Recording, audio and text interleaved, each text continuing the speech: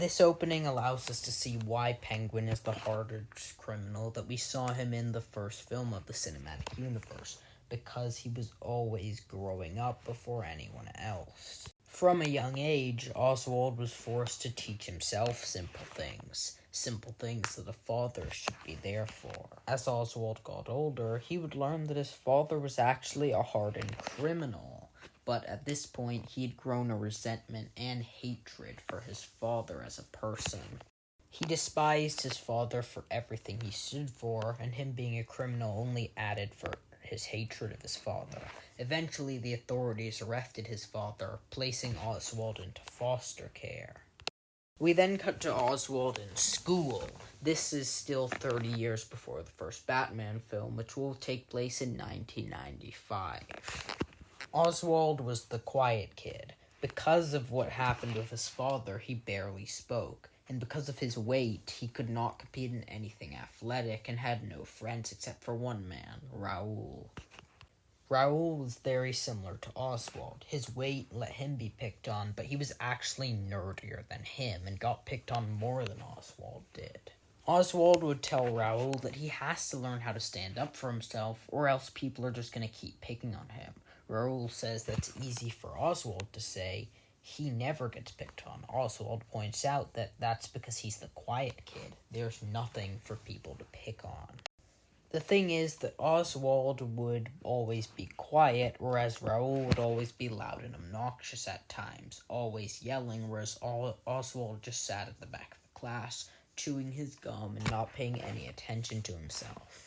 Even though his father was never present, the values still were instilled in Oswald that he didn't want to be the kid made fun of without a father or a mother. He needed to be quiet because that was the shell he created for himself. It was how he was protected from other people.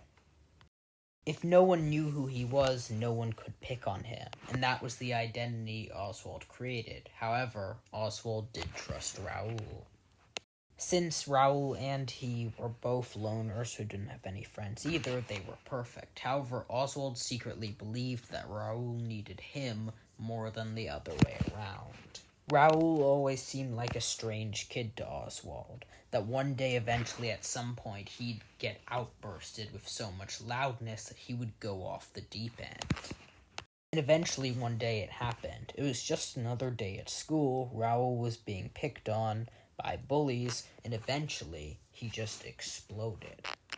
He did what Oswald had told him and finally fought back, but he fought back viciously, causing a massive fight in the entire corridors, which got Oswald's attention as he was walking to school. However, Raoul's face was bloody with the bullies pounding down on him, and Oswald knew he needed to step in. He charged into the fight, attacking viciously, and it was brutal.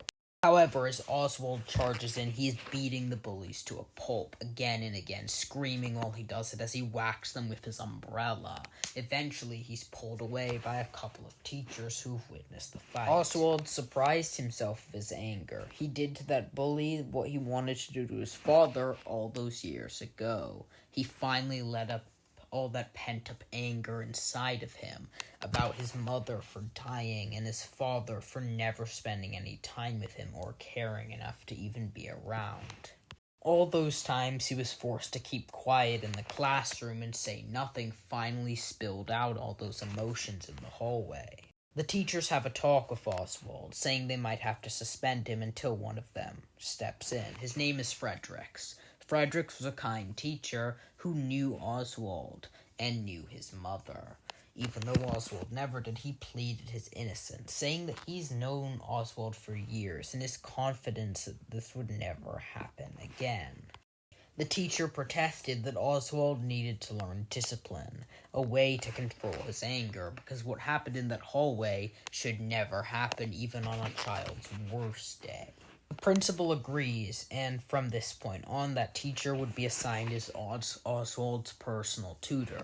This next portion of the film will be Oswald learning how to turn his anger into something different, something more productive, to help him learn better about how to control his emotions into something better and something more creative. During this portion, we will come to learn Oswald is the person we know today. He is a lot more calmer, a lot more focused, and is not as aggressive as he used to be. However, that spark is still there. However, while Oswald is changing, Raoul is the same person he always was.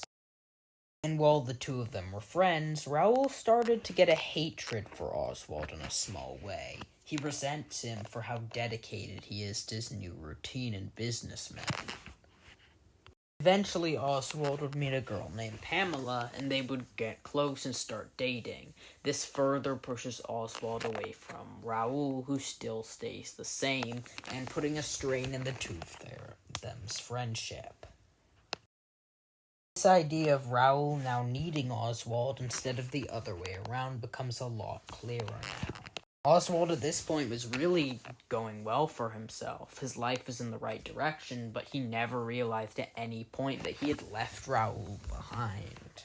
We flash forward to a few years later, where Oswald opens his own nightclub called the Iceberg Lounge. He would be the main attraction of his own club, a place where people would have to pay to come in and spend the night. But Oswald's popularity would just keep growing with this club at the center of it. Pamela would get a job as a real estate person, and it turns out they have bought their own house.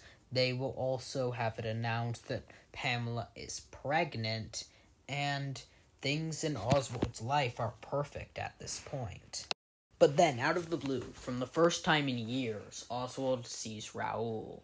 Raoul needs Oswald's help, and they haven't seen each other in years. Oswald is tense, and the scene will be different, with camera movements all over the place. Raoul looks angry and frustrated, demanding to know why Oswald left him. He was his best friend. Oswald said he never meant to leave him. The two of them just grew apart, and asks what Raoul was really doing here. Raoul then breaks down in tears, a wreck in front of Oswald, who at this point has changed his life completely. Oswald Raoul explains he's in, when we learn that Raoul's downfall led him down a path of crime, just like Oswald's father did. Just like how he could have done if that teacher hadn't helped him turn his life around. Raoul says that he needs money, a lot of it, and that he really needs his help. Oswald isn't sure what to do. He's really confused, and he doesn't know, because he swore to never follow an example of his father, but Raoul is his best friend. Oswald eventually decides not to help him. He has a daughter on the way. He has a family, and he won't follow his father's legacy. This causes the outrage inside Raoul to get loose as they fight in front of everyone in the Iceberg Lounge. Eventually, Raoul leaves. A few years later, Oswald and his wife give birth.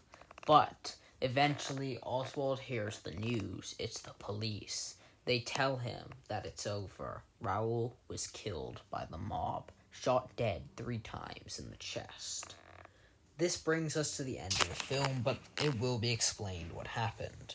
Because Oswald knew that it was his fault. If he had agreed to give him the money, Raoul never would have died, but he is. He is dead now, and Oswald, because he withheld information, was taken into custody, but he was bailed out by a man known as Black Mask, who offered to give him the release on the condition that he ended up working for him from now on.